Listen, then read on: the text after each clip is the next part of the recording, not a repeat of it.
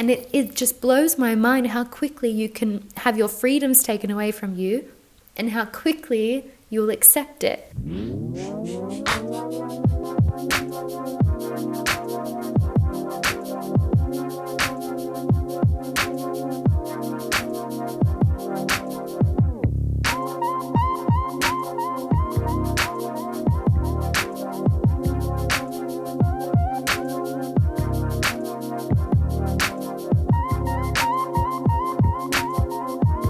Quarantine around the world.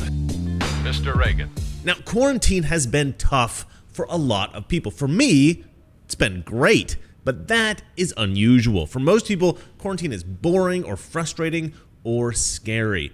In a lot of my videos, I try to investigate the real danger of coronavirus so that we can get a better sense of how necessary quarantine really is. And I've done this because I know how devastating this quarantine is going to be for so many Americans. And though I focus primarily on America on this show, I have traveled a lot in my life and I have friends all over the world. And one thing that I've been wondering about is what is quarantine like outside this country? How are ordinary people dealing with this around the rest of the world? Well, then I realized, hey, I have friends all over the world. So I started sending out messages and thankfully just about everybody replied. Now, not everybody was comfortable making a video, but I got enough cool people to tell their stories that I think I put together for you a striking look at life under quarantine throughout the world. Now, one thing that really struck me about the videos I got was the difference between some of the countries. The streets of some of these countries are completely empty, like in Spain, and others are buzzing, like in Germany. In most countries, you see people in masks everywhere,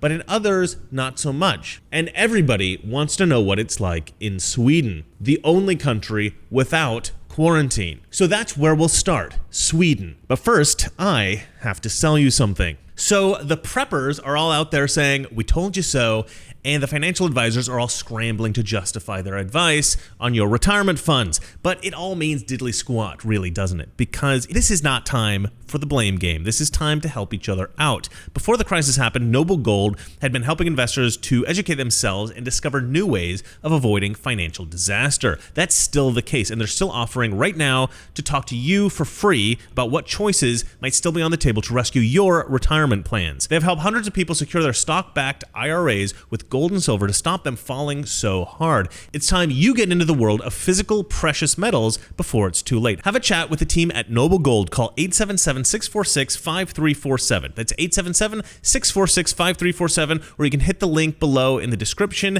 and get the free investor's guide.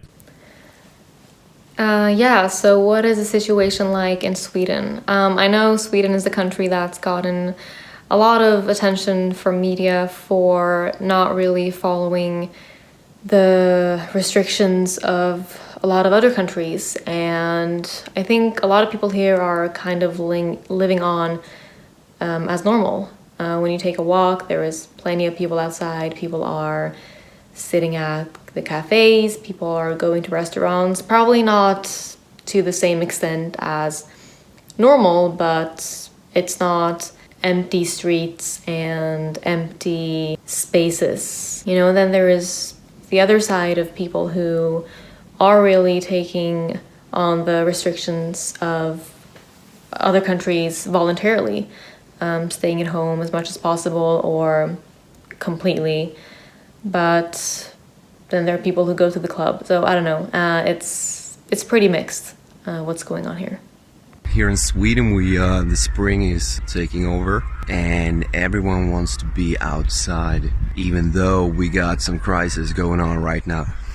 All our cafes and bars are actually open, but they have restrictions, so you have to stay like 1.5 meters away from people. But the businesses are actually going, and that's good for the economy. The government are about to find a vaccine against this coronavirus, and it's supposed to be a little bit different from what China and America is doing right now, because it's supposed to prevent another outbreak, so it's not a temporary solution. Otherwise, life here in Sweden goes on. Hi everyone, my name is Marina Orlova. In the moment I'm in Moscow. So what we are basically do, my boyfriend and I, we decided to do volunteering because there are a lot of old, lonely people in Russia who cannot go to store since it is very, very dangerous for them. So we are looking for that kind of people to help them to buy food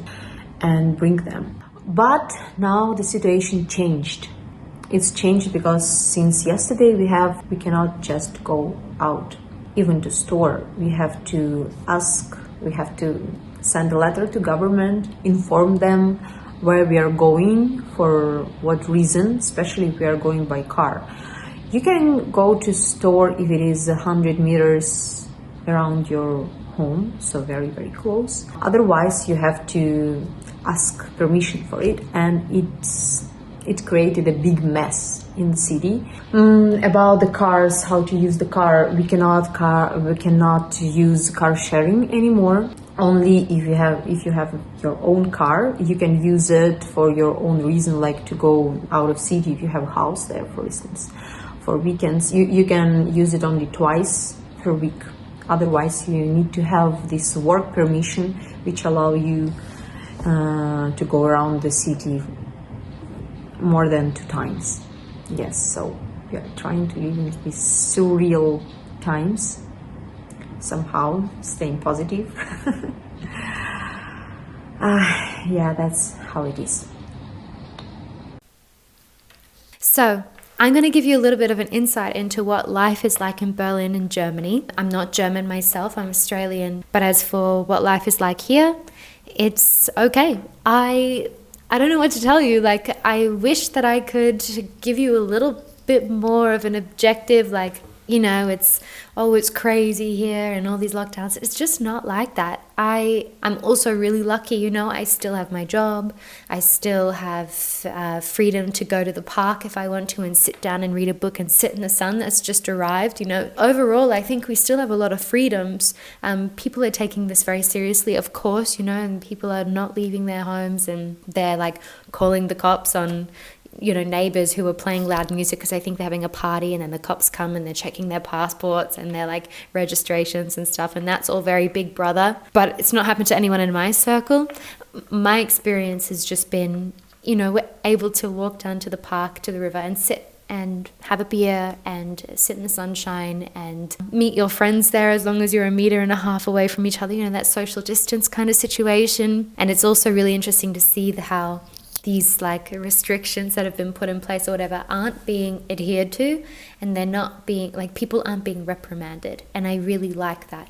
There's only a certain amount of time that people can stand doing something like that. I think Australia is a great example. They're just enforcing all of these things. I just heard the other day that you can't even be driving around outside of your suburb. You can't even, if you're caught driving for non-essential reasons, you are getting a fine. And it just blows my mind how quickly you can have your freedoms taken away from you and how quickly you'll accept it. I think that's the craziest thing to me. But in Germany, that's not been the approach. The media also is not fear-mongering, you know, it's also just very upfront about the situation, and it's okay.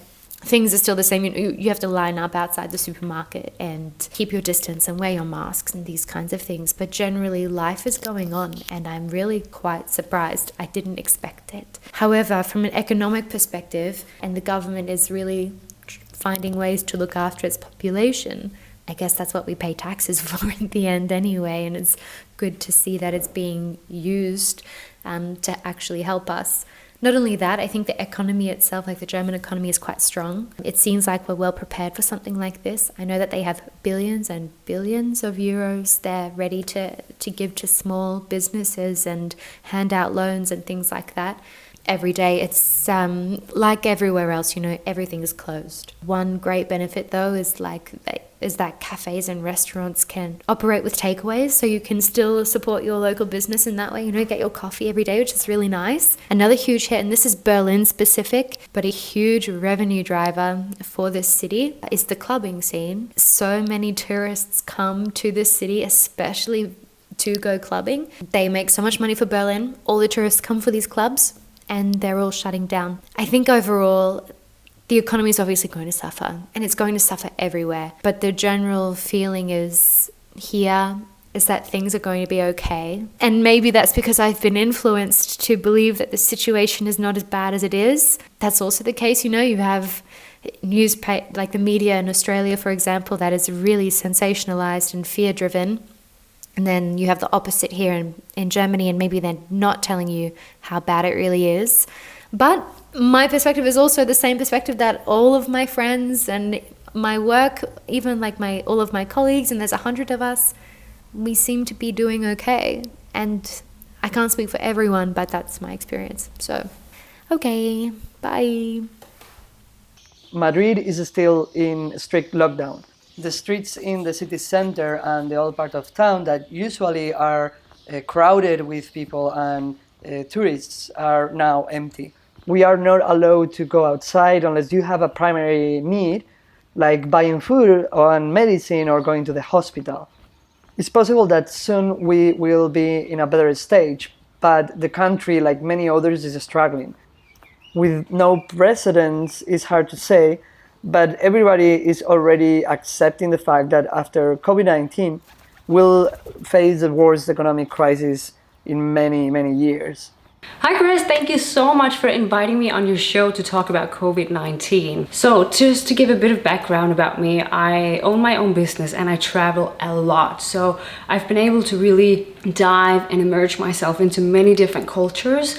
So I'm Danish. I was born and grew up in Denmark. At 19, I moved to Los Angeles and I lived in the United States for many years. Last year, I lived mainly in Thailand and Asia. And now I'm back in the US living in Miami. So that was just a very brief background. Now in Denmark versus Miami, because I see it in Denmark through my family and friends who I speak to all the time, every day. And then I see it here in Miami because obviously I live here. Now the huge difference that's really, really touching me is that in Denmark, we have really high taxes, which many people for many years have never been able to understand how a country can live with such high taxes. But now during this time, it's really incredible because no matter what you're diagnosed with, if it's COVID-19, if it's cancer, if you are in a car accident, you break your arm, whatever happens to you, hospitals are free. So that is one thing where there's a huge gap between our countries. Another one is social security. In Denmark, if you get fired from your job and you're unemployed, there will always be support for you. Always. Whereas in the United States, now during COVID-19, they're taking measures to help with housing and how people will pay their mortgages and rent. But still in the United States, you're much more at risk and you're vulnerable. For instance, a few weeks ago, when this all kind of came up in the media and they started talking about lockdown, I live in Miami Beach. So I overheard a woman who is a single mother. She works in a hotel and they closed down the hotel. So she's not getting her pay, and she's also not getting the tips that usually actually is more valuable and more money to her every month. So she had no idea how she was going to feed her kids and pay her rent. And my heart was just breaking. That's also why I chose to donate a rather nice amount of money, I would say, to the South Florida Food Bank, because I believe that during a crisis like this, one thing is the stress of illnesses, the stress of having to be able to put food on the table. To me, that's just, I can't even imagine what that's like. I know the US have stepped up and they're doing things to help, but still in Denmark, if you are going to be out of a job, if you get fired, you will never have to end up on the street. Never.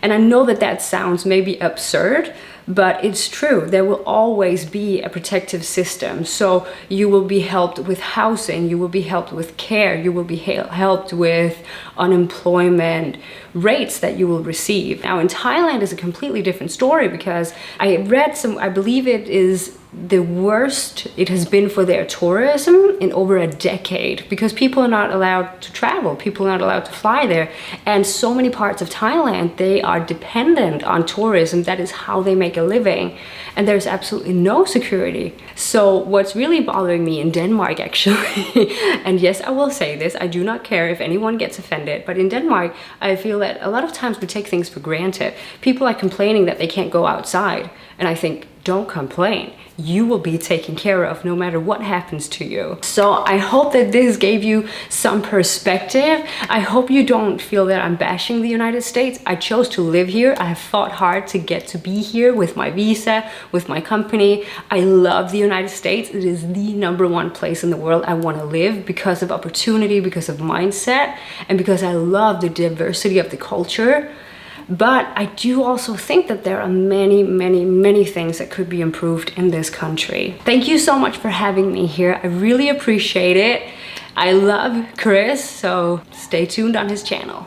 Hi, my name is Brandon and I am from Slovenia, from Ljubljana, which is the capital of my beautiful country. Everything is closed. Schools are closed, universities are closed, libraries, everything is closed. Streets are empty. Almost everyone is staying at home. People don't go out unless it's absolutely necessary. Also, there is a penalty you can get if you break that rule. So people are mostly staying at home. You can go out for a walk by yourself, of course, or with your close family members. For example, you can go out with your wife, or if you have children, you can go out with them. But you cannot go out and meet others and have some gatherings. That's not allowed. And if you break those rules, you can get a penalty which is up to 400 euros. So people are staying at home. And of course, since everyone is practicing this so-called self-isolation, the number of people who are depressed is increasing, number of people who suffer from anxiety is increasing,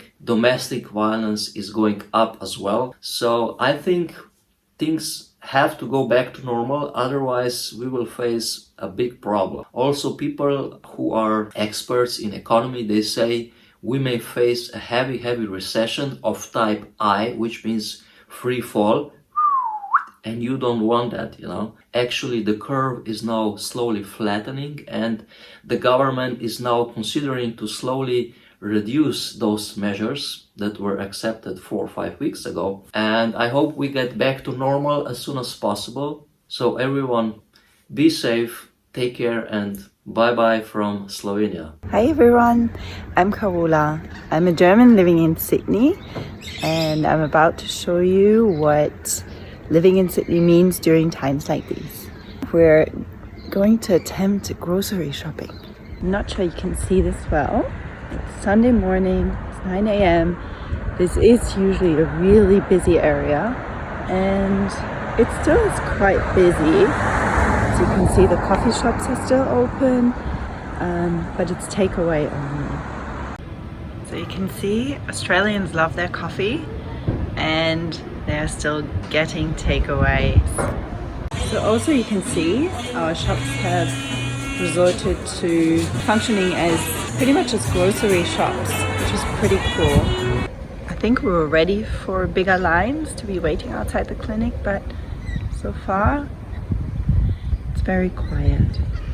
The busier part of town, as we're getting a little closer to the supermarket. So the shopping center is pretty quiet, and as you will see around the corner, we actually have to line up to get into the shops, so that not too many people are shopping and the shops get too crowded.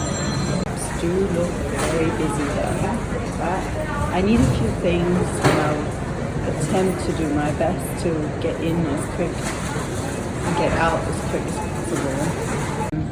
Precious goods in the supermarket. So if there are two things that you cannot stop Australians from doing, it is exercise and getting their coffee. Exercise is also one of the few exceptions. You can actually still leave your house and be outside. So people are taking advantage of it.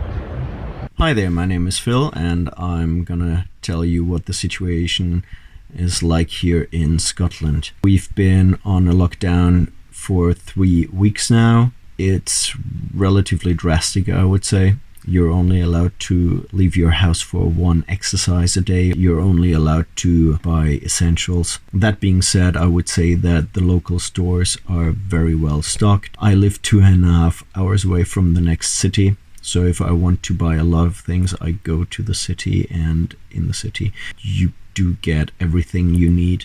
2 weeks ago there were restrictions on milk, and pretty much on all items, at least in one shop. You were only allowed to buy 2 items of each, which was a problem because as I said, I live 2.5 hours away. Social distancing is in place everywhere, so there are lines on the floor to indicate how close you can stand to the next person. In some shops, you're only allowed to walk in one direction, so that everybody's moving in the same direction, which is a bit weird, and it really doesn't work because you still walk past people because some are slow. The biggest issue that I have is social control. There's a lot of, if you don't obey the rules, you want old people to die.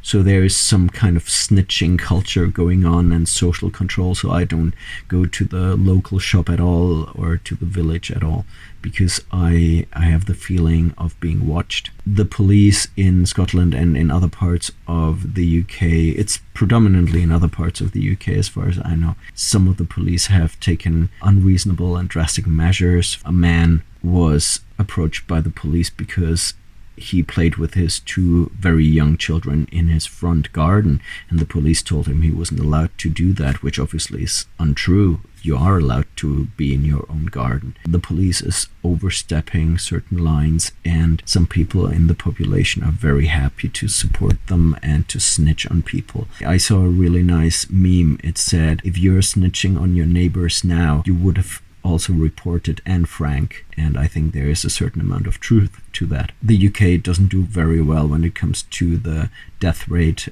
Quite a lot of people have died. I think that in big parts that is down to bad physical health here in Scotland and the UK. There's a lot of obesity, quite a bit of alcoholism. Yeah, that's the situation in Scotland. Okay, I hope that was informative and helpful. Take care, everybody. This is Shibuya, and this is the world famous Shibuya Scramble intersection. Supposedly the busiest intersection in the world. It's usually busy as it is, but nowadays it's even busier with all the tourists trying to come here, take a picture in the middle of the road, follow the light screen. You don't see that too much right now because obviously there's not that many tourists right now. Almost everybody wearing masks. Japan is actually not in a lockdown, so I still find that a lot of people think that we are in a lockdown now, but first of all, there is no such thing as a lockdown in Japan legally because the Japanese government can legally not force people to stay at home. So at best what they're doing is to request for people to stay at home. So if you hear otherwise, then that's wrong because that's the fact. What has happened is Prime Minister Abe has announced a declaration of a state of emergency, and that allows them to do other things, but not keeping an individual at home. Yeah, so there you go. This is Shibuya, Tokyo, Japan. All right, bye. Okay, sorry about being late with this video, Chris. So, Panama City, lockdown 2020. Now, there were very few cases of COVID-19 in Panama when they shut it down. And they shut it down completely and entirely and immediately. They've got the military and paramilitary police force and infrastructure ready to just put a lockdown into place. And the people seem to have had these kind of things in their living memory, and they seem to be used to it. Now, the first lockdown that they had was everybody was allowed out once a day for 2 hours. And that 2 hours determined by the last number of your passport. So if my last number of my passport is 4, I'm allowed out between 3:30 and 5:30. I thought that was quite smart. It resulted in empty streets when you went out, quiet shops, full shelves. Then, for no reason, they introduced a concept where men are allowed out Tuesdays, Thursdays and Saturdays, and women are allowed out Monday, Wednesdays and Fridays. Nobody's allowed out Sunday. Now what that does is that then reduces the number of hours you can go out as an individual. Therefore, when you do go out, you have to spend longer out. Therefore, it funnels everybody into the same place in a shorter time frame. It concentrates the volume of pedestrian traffic, thus increasing infection and cross-contamination. So logic is certainly beyond me. There you go. My friend Victor in Romania actually flew out of the country during quarantine. This is what boarding completed looks like. There's nobody on the plane. It's just the three of us and that girl. The unmistakable Romanian system. We arrived in Romania 4 minutes ago, and everybody's stuck because the systems failed. He wrote a little thing for me to read. This is his story. What I came back to is at least atypical for Romania. I know a lot of people that came back from different countries, and we all had to sign a document walking into the country that basically had us agree to 14 days of house arrest. Everyone I know who was in this situation received regular visits from the police. For 14 days, we did not open the door. We didn't even take the trash out. The fact that the police checked up on us twice a day was impressive. Like most people, I don't know what to make of all this. People in Romania are cooperating more than not, but everyone is suspicious of the whole situation. This is all so post-apocalyptic. I've never seen it like this before. It's so quiet it makes me want to whisper. I don't like it like this. The news makes it sound like the end of days, but on the other hand, not a single friend, doctor friend, cab driver, or train conductor seem to know anyone who knows anyone with the virus. I've asked all of them, and that's frustrating. I don't know how our feeble economy is going to pull through this, but all we can really do is wait and see. Meanwhile, Romania is under a state of emergency. You can't leave the house without filing a declaration. Even if you're going to the corner store, the fines are ridiculous. And so far, we've been informed that it's going to be like this until May 17th. This regime was supposed to end on April 17th, but they've extended it another month. Hopefully, they won't extend it again. How about next time we don't eat them bats? Hi everyone, my name is Sander Hoogland. I'm living in the south of Holland. My American buddy, Christopher Coles, asked me to tell something about COVID-19 in the Netherlands. The shopping streets in all towns and villages look deserted and quiet. All schools, universities, libraries, cafes, hairdressers, museums, cinemas and restaurants, among others, closed the door by order of the national government. Especially now that the weather is nice. It's annoying to see that all the cafes look deserted. The central final exams at all secondary schools were cancelled. Sports competitions and many other events were cancelled. Everyone was advised to keep a distance of 1.5 meters and not to travel abroad. In addition, they were asked to stay indoors and work from home if it's possible. Many companies in the Netherlands are struggling economically because they miss out on a lot of income. The first companies were declared bankrupt a few weeks ago. A lot of people who worked as an interim person at a company have been fired. This group of people is the easiest for companies to fire. There is only one positive fact due to the presence of corona. The environment is given time to recover. Let's hope that COVID-19 leaves the world soon. Then the grandfathers and grandmothers can receive visitors again. The children can go back to school and we can resume normal life. Thanks for watching this video. What to say about Los Angeles? Quarantine for me has been pretty much business as usual. I'm a YouTuber and I work from home. Nothing's really changed in my daily routine. There is, however, a noticeable change in the vibe around the city and the country. The news is coronavirus, coronavirus, coronavirus, and occasionally they throw in a sprinkling of COVID-19. Now, I hear some stories about people having a really tough time. It's been tough for a lot of people, and in this way, I am extremely lucky. Downtown LA was pretty much completely barren at the end of March and the first week of April. I took these photos on April 2nd. It was astonishing how clean the place was. I joked on Twitter that we should have pandemics more often just so that we can keep LA this pristine. Every night downtown, LA goes crazy at 8 p.m. on the dot. Sometimes there's even fireworks. This is a tradition that was started in order to let our essential service workers know that we appreciate them. And I think it's pretty cool. Here's a little bit of that.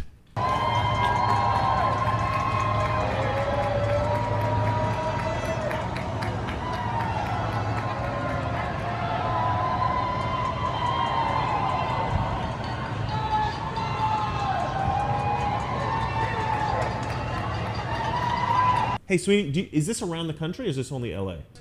Is that everywhere around the country? So I guess this is everywhere around the country. So it's probably happening where you are too. Probably not news. But I didn't know. I thought maybe it was a local thing. Okay, so it's now April 17th, and I've noticed that people in LA have kind of had enough. People are definitely starting to break quarantine. We're not protesting like they are in Michigan, but people are sneaking out quite a bit. Valeria, what percentage of people do you think are sneaking out and breaking quarantine? You think 50%, 50? I don't think it's that much. Maybe like 20, 25, something. You're definitely seeing homeless people back. It was pretty clean. I mean, you didn't see a lot of tents for a while. The tents are back. You see the kind of like zombie looking. LA is a very strange place. You get a lot of homeless people down here in downtown. They look like zombies, legitimately look like zombies. Did I say something true?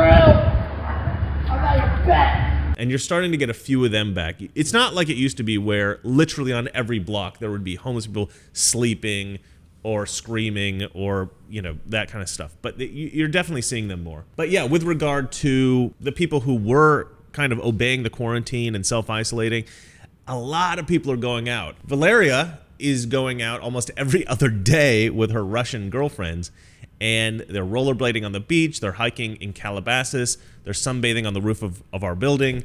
They went to go pick strawberries the other day. You went to go see a waterfall today. Where are we going? We're going somewhere soon? Oh, you want to go to Big Bear? Okay. I guess we're going to Big Bear in the next couple of days. So Valeria has just decided she's done with quarantine. And this is very common here in LA. Like, people just are no longer care as much. I think people are just getting stir crazy and they have to leave. We went to Antelope Valley the other day we did a little photo shoot and hung out in the poppy flowers, and it was really pretty. We got some good shots of Valeria and her friends. And I took this slow motion video.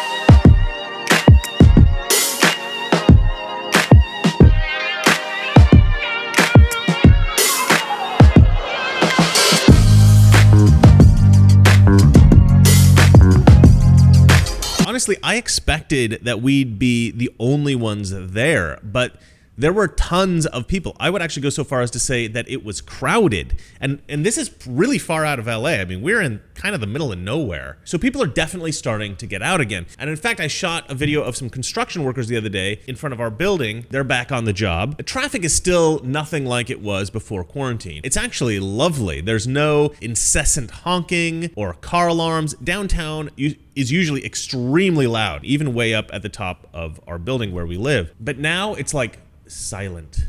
I feel like I'm in the middle of a field in the woods or something. That doesn't make sense. It's going to be hard to go back to super loud LA, actually. So, you know, the truth is, I've had a lovely time in quarantine. As I said, my life is pretty much the same. But Valeria has had a different experience. She's been extremely frustrated because she's been unable to work. Hollywood is completely shut down. And staying in the house all day just watching TV, that was driving her a little bit crazy. And maybe just being with me a little too much. The one thing that's been a little disheartening is that despite my own life being unaffected, I see so many other people are affected, and that is sad. That does kind of get to you. I think quarantine will end soon, but if you are suffering, one thing that kind of cheered me up was this project, getting people from around the world to send me videos of their time in quarantine. Now, I've always got projects to do, but this was different. This felt more like I was building something. I connected with a lot of people, a lot of old friends. So my recommendation, if you're feeling a bit down, start a project, build something, be creative, and try to make it as big as you can and maybe something new that you've never done before. Write a movie script, build something out of wood, read a work of classic literature, learn to play the guitar, or maybe the drums, or the violin, learn to paint. And I mean really learn to paint, not that paint splatter on canvas crap that modern artists do. One brilliant idea is just to look through your old social media like Facebook or even your old contacts on your phone and find somebody that you haven't spoken with in years and just send them a random message. Or you know what? Great idea. Start a YouTube channel or a podcast. Maybe it won't go anywhere, but just expressing the ideas that you have about what's going on right now, or politics generally, or maybe something completely different, something that is not about politics at all. Whatever it is that you're into, start a YouTube channel. This is the perfect time. Even if it's not that popular, it'll still be a great way to express yourself, and I think it will be worth it. All right, guys, that's it for me. I hope you've enjoyed this look into people's lives enduring quarantine around the world. And remember, it's not that our liberal friends are ignorant, it's just that they know so much that isn't so. Good night. Let's hope that COVID-19 leaves the world soon. Then the grandfathers and grandmothers can receive visitors again. The children can go back to school and we can resume normal life. Thanks for watching this video. Together, with God's help, we can and will resolve the problems which now confront us. And after all, why shouldn't we believe that? We are Americans. God bless you and thank you.